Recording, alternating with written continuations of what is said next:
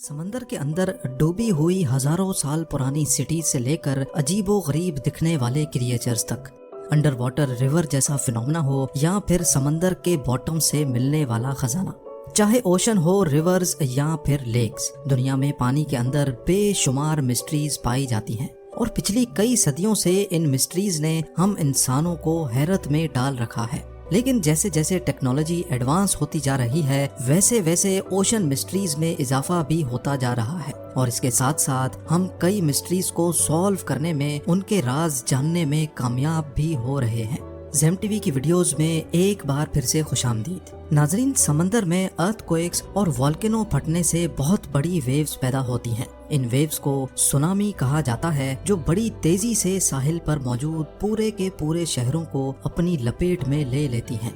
टोंगा के कैपिटल नुकुअलोफा के साहिल से 65 किलोमीटर दूर एक अंडर वाटर वोल्केनो है जिसको टोंगा वोल्केनो कहा जाता है। जनवरी 2022 में ये वोल्केनो फटने से एक खौफनाक सुनामी ने जन्म लिया जो सिर्फ 20 मिनट के अंदर अंदर साहिल तक पहुंच गया और इसकी शिद्दत इतनी ज्यादा थी कि 2000 किलोमीटर दूर न्यूजीलैंड में भी इसको महसूस किया गया।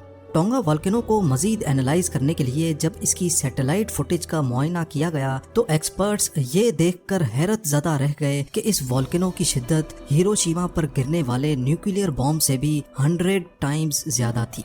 ये तो रहा अंडर वाटर वोल्केनो से पैदा होने वाले सुनामी का मामला, लेकिन रिसेंटली समंदर में और भी कई स्ट्रेंज फिनोमेना और क्रिएचर्स देखे गए हैं जो शायद सुनामी की तरह इतने डेंजरस तो नहीं, लेकिन सबके रोंगटे खड़े करने में इन्होंने भी कोई कसर नहीं छोड़ी। तो आइए शुरू करते हैं। नंबर 8, समंदर के बॉटम पे हजारों नहीं लाखों तबाहशुदा डूब जाने वाली शिप्स का मलबा मौजूद है। इनमें से ज्यादातर को तो हम आज तक नहीं ढूंढ सके क्योंकि उनकी लोकेशन और गहराई इतनी ज्यादा है जहां इंसानों का पहुंचना पॉसिबल ही नहीं है। लेकिन वक्त के गुजरते नई डाइविंग टेक्नोलॉजीज की मदद से हम ज्यादा से ज्यादा शिप रैक्स ढूंढने में कामयाब होते जा रहे हैं। ईयर 1901 में ग्रीस के एक आइलैंड एंटीकथेरा के करीब डीप सी डाइवर्स को एक शिप का मलबा मिला। इस मलबे से उनको जो कुछ मिला उसने हमारे ह्यूमन हिस्ट्री के कॉन्सेप्ट को ही बदल कर रख दिया। शिप के इस मलबे में एक बक्सा भी मौजूद था जिसमें मार्बल स्टैचूज, वाजेज यानी गुलदान, ज्वेलरी, एंशिएंट कॉइन्स और एक जंग शुदा मेटल का टुकड़ा भी मिला। बाकी सब चीजें तो समझ आ रही थीं, लेकिन मेटल का ये गैर मामूली टुकड़ा काफी अजीब लग रहा था। जब इस पर मजीद रिसर्च की गई तो एक एक करके सारी हकीकत खुलकर सामने आने लगी। शिपरेक में मौजूद स्टैचूज और कई जगह पर राइटिंग देखकर अंदाजा लगाया गया कि ये एंशिएंट ग्रीस के दौर में तबाह हुआ था।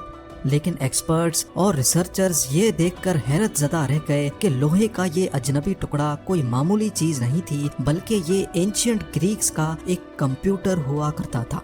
इसमें बहुत सारे गियर्स लगे थे जिसके छोटे छोटे दांत बड़ी महारत से बनाए गए थे। यहाँ आपको ये भी बताते चलें कि आजकल की मॉडर्न मशीनरी की मदद से ही गियर्स के ऐसे दांत बनाना बड़ी महारत का काम होता है। ये एंशिएंट कंप्यूटर दौरान सफर शिप्स को चांद और सितारों की लोकेशन बताता था और इसके अलावा ये फ्यूचर की डेट्स में भी चांद की पोजीशन को प्रिडिक्ट करता था।